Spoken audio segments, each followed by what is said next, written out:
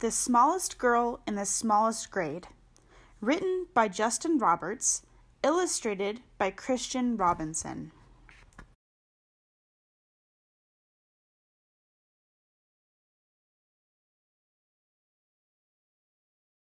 Hardly anyone noticed young Sally McCabe. She was the smallest girl in the smallest grade. Sure, her name could be heard in the daily roll call, and she marched with her books down the same school hall, but hardly anyone noticed young Sally McCabe. And they certainly didn't know, or at least didn't mention, that Sally was paying super extra special attention. To the abandoned kite with the tangled string, to the 27 keys on the janitor's ring, to the leaves as they turned green to gold in the fall, to the time Tommy Torino was tripped in the hall. She watched as the wildflowers tipped toward the light and heard the howl of a hound dog late one night. She was there when the stray cats who normally fought conducted a meeting in the church parking lot. She saw Kevin McEwen get pushed off a slide in the oncoming tears that he wanted to hide. And she'll never forget that parent-teacher day when Billy's much larger father suddenly dragged him away.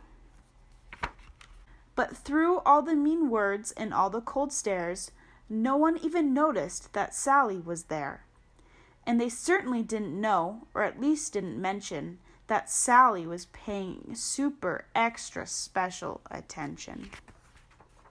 She'd seen how a whisper can make someone cower like a bulldozer crushing through fields of wildflowers, and it kept piling up, this discarded debris, those beautiful kites tangled in trees.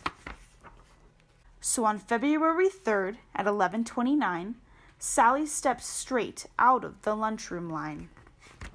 She said, "I'm tired of seeing this terrible stuff. Stop hurting each other. This is enough." Now, a few laughed out loud or didn't care that there was some girl with her hand in their hair.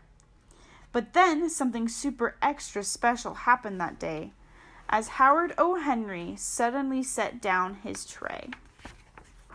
Like waves rolling in, one after another, first Molly rose up, then Michael's twin brother. It was Tyrone and Terence, then Amanda and Paul, who pushed out their chairs and stretched their arms tall. From the friendly lunch lady with the dishes she carted, to that new third-grade teacher who had only recently started. Yes, everyone there, even Principal Claire, had joined little Sally with their fingers in the air.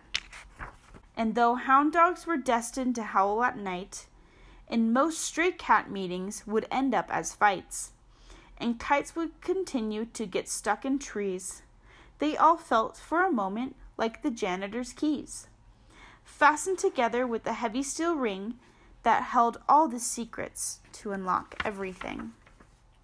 As the world returned to the way that it was, Sally noticed the difference as she usually does, when Billy paused briefly to open the door for Mrs. O'Connell and 17 more. Or when Molly scooched over to make some space on the coral riser for Ellen and Grace. These moments that often get taken for granted, a wildflower appearing that no one had planted.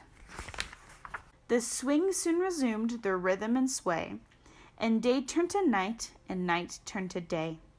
People remembered and would quite often mention that Sally had been paying super extra special attention, and how the world could transform and a change could be made by the smallest girl in the smallest grade.